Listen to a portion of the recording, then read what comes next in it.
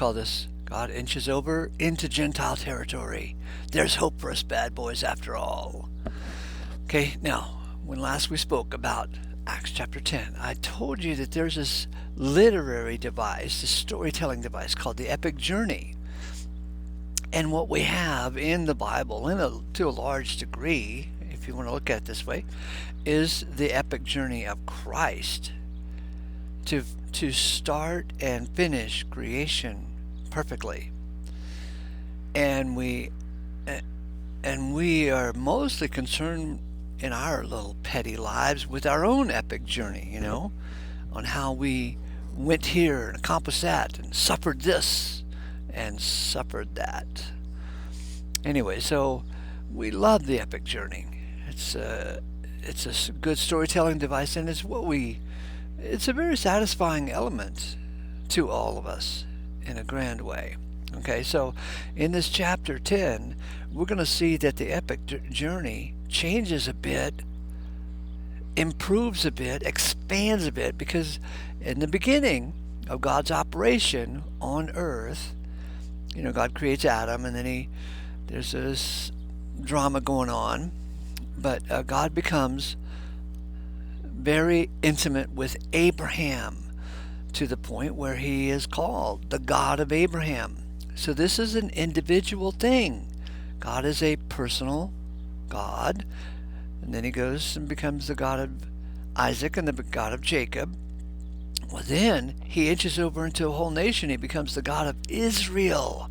So he moves from being, involved with one man, gives this man, Abraham, a great promise that in your seed all the nations of the earth shall be blessed. All right, and who is the seed? It's really Christ. It's Jesus Christ. So he becomes the God of Israel. So it's just an Israel thing. It's a Jew thing. Now, in Acts chapter 10, for real, we're going to see that God inches over into a new territory, the Gentile territory. And because he's not going to stop until all creation is complete and headed up in the Christ, and God is all in all. We learned this from our Apostle Paul. All right, chapter 10, verse 1.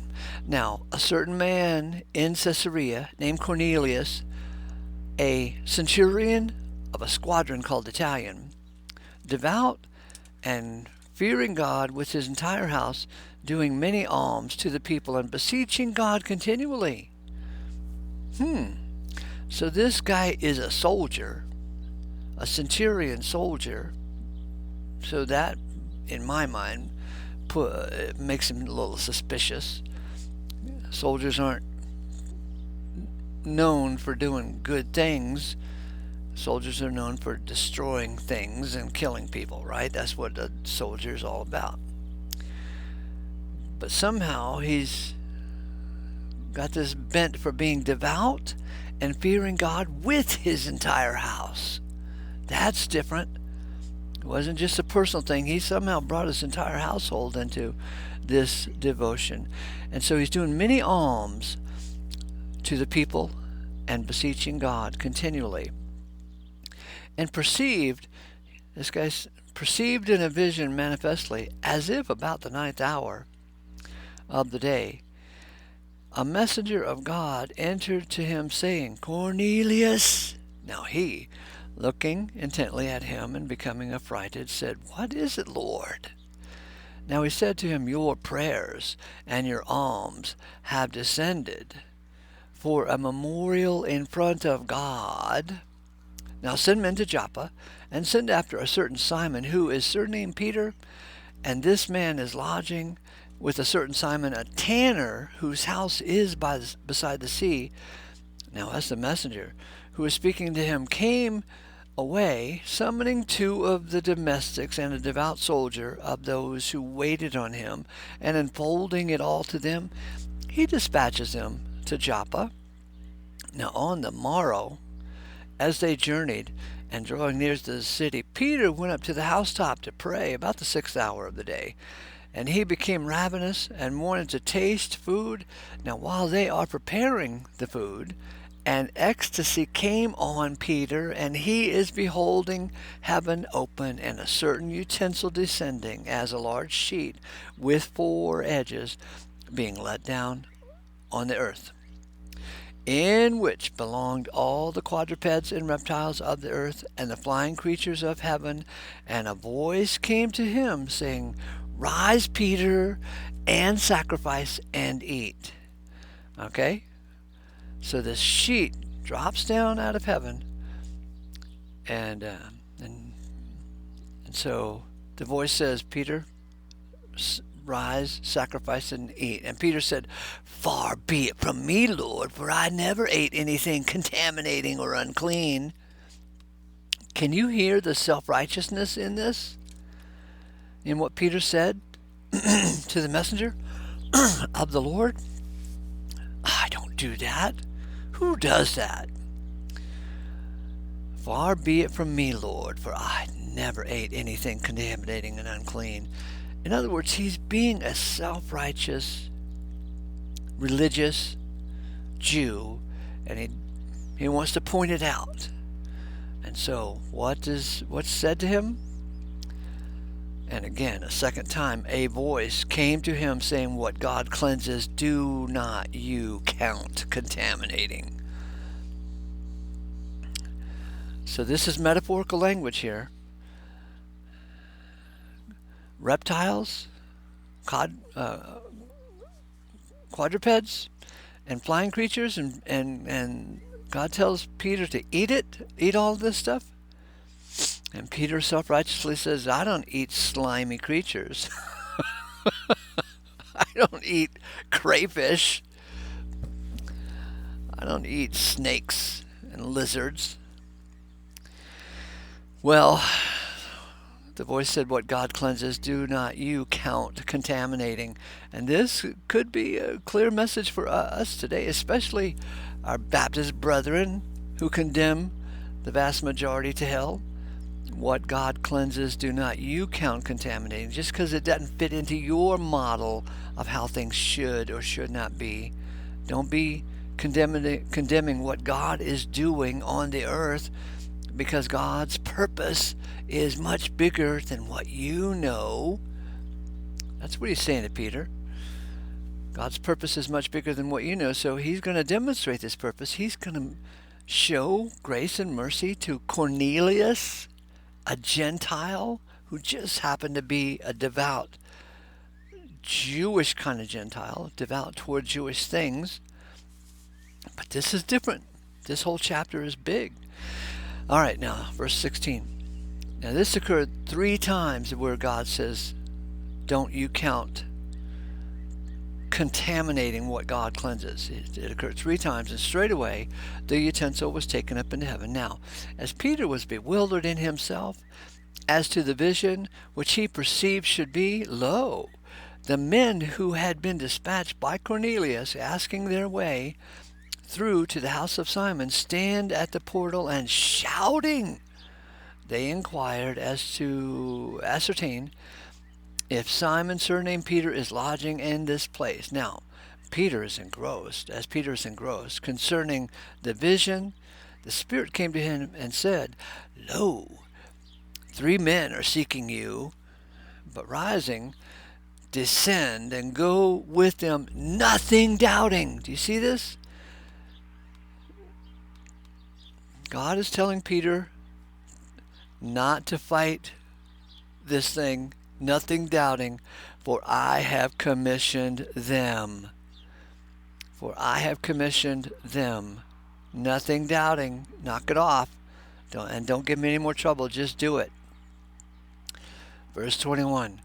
Now, Peter, descending to the men, said, Lo, I am he whom you are seeking. What is the cause for which you are present? And they said, Cornelius, a centurion, a man just and God-fearing, besides being attested by the whole nation of the Jews.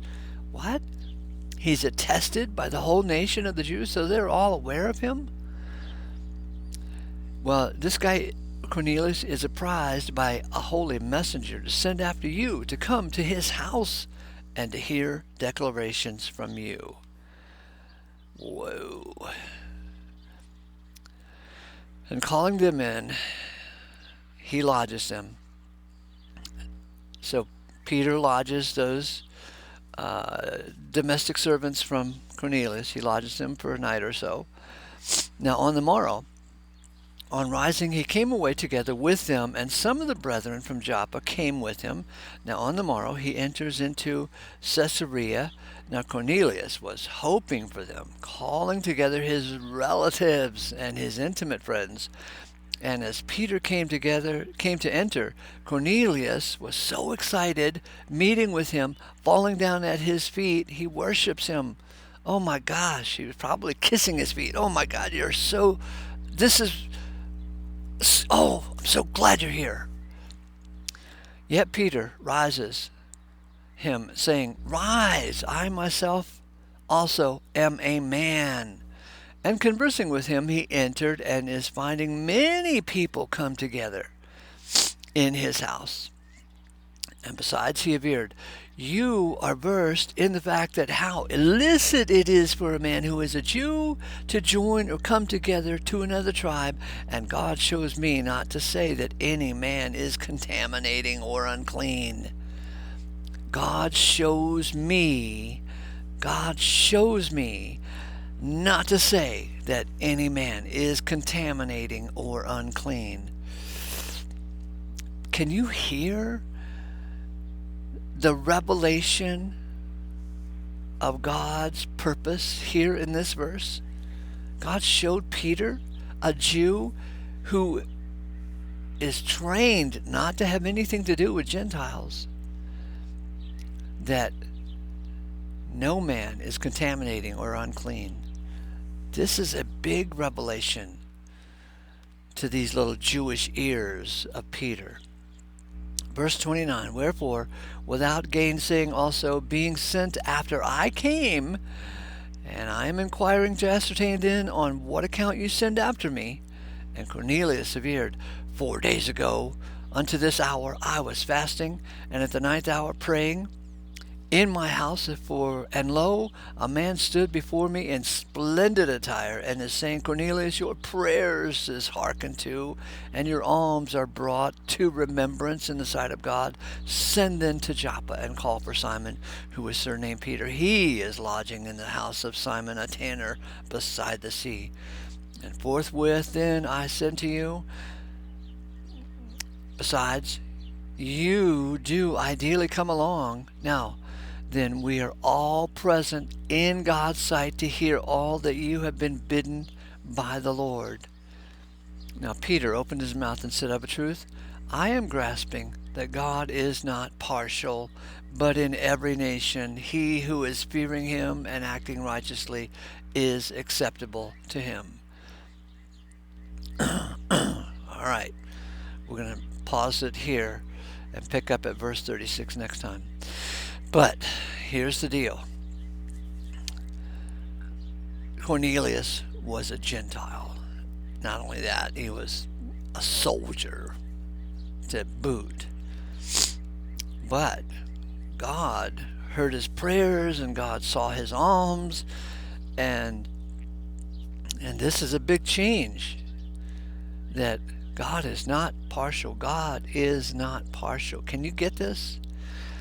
And Brother Paul is going to reveal to us later in his letters that God shows grace to the Gentile boys and girls, and grace is the favor of God given to those who do not deserve favor.